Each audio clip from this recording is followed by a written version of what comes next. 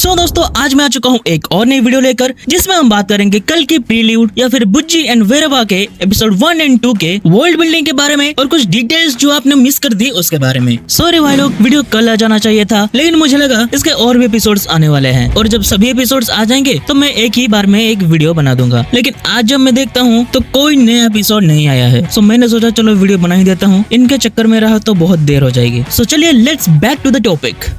सबसे पहले ये जो कहानी है वो 2896 एडी की, यानी कि अपने एक्चुअल मूवी के इवेंट से 2 साल पहले की है। यहाँ पे पहले ही सीन में हमें देखने को मिलती है एक बोर्ड जहाँ पे टूटे हुए अक्षरों में लिखा होता है welcome to the future. And यहीं पर एक कार्गो शिप उतरती है जिसमें कुछ बॉक्सेस लोड किए जा रहे हैं। तभी हमारी मुलाकात होती है बुज्जी से, जिसका एक्चुअल नाम है BUJZ1 और वो इस कार्गो शिप का AI है एंड ये उसकी 100th फ्लाइट है। एंड वो बोलती है कि इस मिशन को पूरा करते ही उसे कॉम्प्लेक्स में जगह मिल जाएगी। कॉम्प्लेक्स, इस चीज को याद रखना। अब वो बॉक्सेस को लोड करके यहाँ से जा रहे होते हैं कि तभी रेबल्स उन पर हमला कर देते हैं। रेबल्स कौन है बताऊंगा, थोड़ा वेट करो। अब जैसे ही वो लोग अटैक करते हैं तो उनके नाम स्क्रीन पर आ जाते हैं। इसमें से पहला रेबेल है वीरन और ये वही कैरेक्टर है जिसको हमने पहले टीजर में देखा था। और दूसरे रेबेलियन का नाम है नायरा एंड तीसरे का नाम है रेबेल 03। खैर अब ये रेबेल्स इस शिप को टेक डाउन करते हैं जहाँ पे उन्हें पाइनएप्पल मिलता है, जहाँ पे नायरा तो ये पहचान ही नहीं पाती है कि ये क्या चीज है, यानी कि नेचुरल रिसोर्सेस इस प्लेनेट पे कई सालों से खत्म हो चुके हैं। लेकिन वीरम बोलता है कि मैंने बचपन में ये चीज देखी थी। अब सीधा हमें काशी का बैकड्रॉप दिखाया जाता है और अब मैं तुम्हें एक्सप्लेन करता हूँ कि यहाँ पे चल क्या रहा है। एक्चुअली ये कहानी फ्यूचर में सेट होगी जहाँ पे नेचुरल रिसोर्सेस जैसे कि हवा, पानी, खाना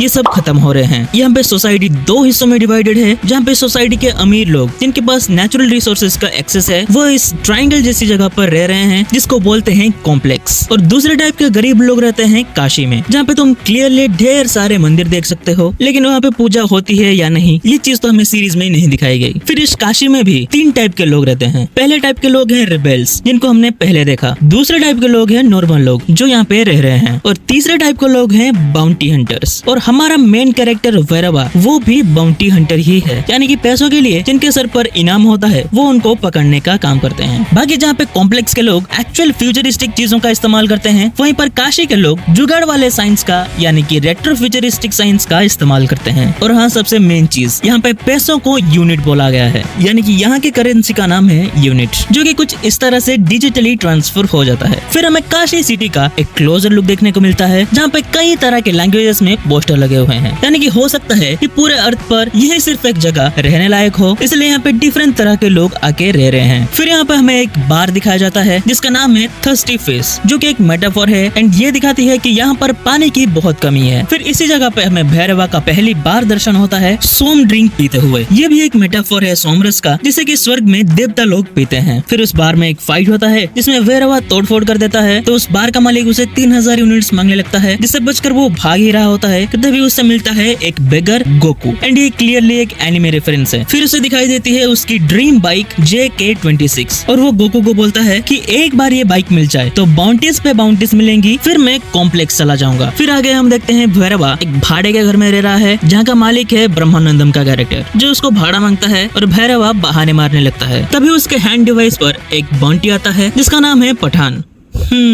साउंड फेमिलियर नो? क्या आपको इससे कुछ याद आया? कमेंट्स में बताना।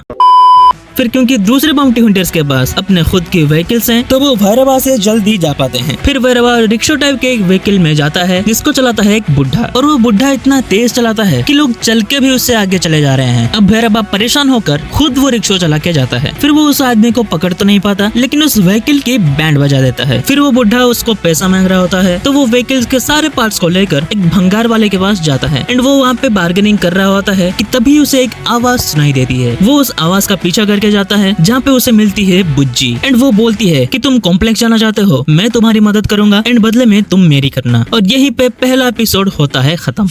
फिर एपिसोड 2 शुरू होता है। हम देखते हैं ब्रह्मानंदम का कैरेक्टर अपना घर साफ कर रहा होता है, तभी भैरवा अपना सारा कबाड़ लेके वहाँ पे पहुँच जाता है, जिसे देखकर मकान मालिक परेशान एंड वो बोलता है कि इस कचरे से तू क्या करेगा। तो भैरवा बोलता है कि इससे मैं एक व्हीकल बनाऊंगा और उससे तेरा भाड़ा चुकता करूंगा, पर इस व्हीकल को बनाने के लिए और भी बहुत से पार्ट्स चाहिए जिसको खरीदना पड़ेगा। गया और ऑब्वियसली वैरवा के पास पैसे नहीं है तो वो यहाँ वहाँ से चोरी करने लगता है। फिर बुज्जी को एक कंट्रोलर चाहिए होता है जो कि एक स्टैचू बन रहा है और वो डिवाइस उसे बनाने का काम कर रही है। यहाँ पे हमें एक बच्चा दिखता है जिसने ठीक उसी तरह के शेड्स पहने हैं जैसे हमने पहले प्रभास के एक पोस्टर में देखा था। सो मोस्ट प्रोबेबली आगे जाके वो इसको खरीदेगा ऐसा तुम्हें लगता है, लेकिन एक्चुअल में वो इससे चोरी करेगा। फिर ये जो स्टैचू बन रही है इसको हमने पहले भी देखा हुआ है, याद आया बुज्जी के प्रमोशनल मटेरियल में। एंड ये स्टैचू उसी आदमी का है जिसको हमने कल की के टीजर में देखा था। और मेरा मानना है कि शायद यही एक्चुअल मूवी का मेन विलन हो और एंड तक आते आते हमें पता चलेगा कि इससे ऊपर भी एक और विलन है जो कि कमल हसन का कैरेक्टर होगा। खैर अब वो कंट्रोलर लेने के लिए भैरवा स्टैचू के ऊपर चढ़ जाता है, लेकिन वहाँ एक और चोर आ जाता है। एक्चुअल में वो एक तरह का होलोग्राम है जिससे भैरवा को बदबू आ रही है, इसे ध्यान में रखना। फिर भैरवा अपने गाड़ी बनाने के काम में लग जाता है एंड ये सीन कुछ आयरन मैन की याद दिलाती है। अब जब गाड़ी पूरी तरह से बन जाती है तो बुज्जी उसे बोलती है कि सो जाओ, कल सुबह बहुत काम करना है। एंड ये कहकर वो खुद कॉम्प्लेक्स जाने के लिए वहाँ से निकल जाता है और वो गार्ड्स तक पहुँच भी जाता है और वो उससे बात कर ही रही होती है कि भैरवा उसे खींच लेता है क्योंकि वो जानता था कि बुज्जी ऐसा कर सकती है, तो उसने व्हीकल पर एक लीज प्रोग्राम सेट करके रखा था। फिर वहीं पर एक बोंटी का न्यूज आता है उसी हुडी मैन का जिसको उसने स्टैचू पर देखा था। फिर वो उस बदबू का पीछा करके उस डंप यार्ड पे जाके पहुंचता है जहाँ पे वो हुडी मैन रह रहा होता है। फिर वहाँ पे वो हुडी मैन अपना खुद का होलोग्राम बना के वैरवा के साथ फाइट करने लगता है, लेकिन उस बदबू को सुन के वैरवा ओरिजिनल को पकड़ लेता है, लेकिन उसे पता लगता है कि ये तो एक बच्चा है। फिर उसके हाथ में वैरवा का एक ब्रेसलेट दिखता है एंड उसके अंदर से निकलता है एक स्टोन या फिर मणि जिसको भैरवा ले लेता है। अब कुछ लोग बोल रहे हैं कि ये शायद अश्वत्थामा का मणि हो सकता है, लेकिन मेरा मानना है कि ऐसा बिल्कुल भी नहीं है एंड ये क्या है वो हमें आगे पता चलेगा। फिर सीरीज के एंड तक बुज्जी एंड वैरवा पार्टनर बन जाते हैं और इस तरह से बुज्जी एंड वैरवा की दोस्ती शुरू हुई।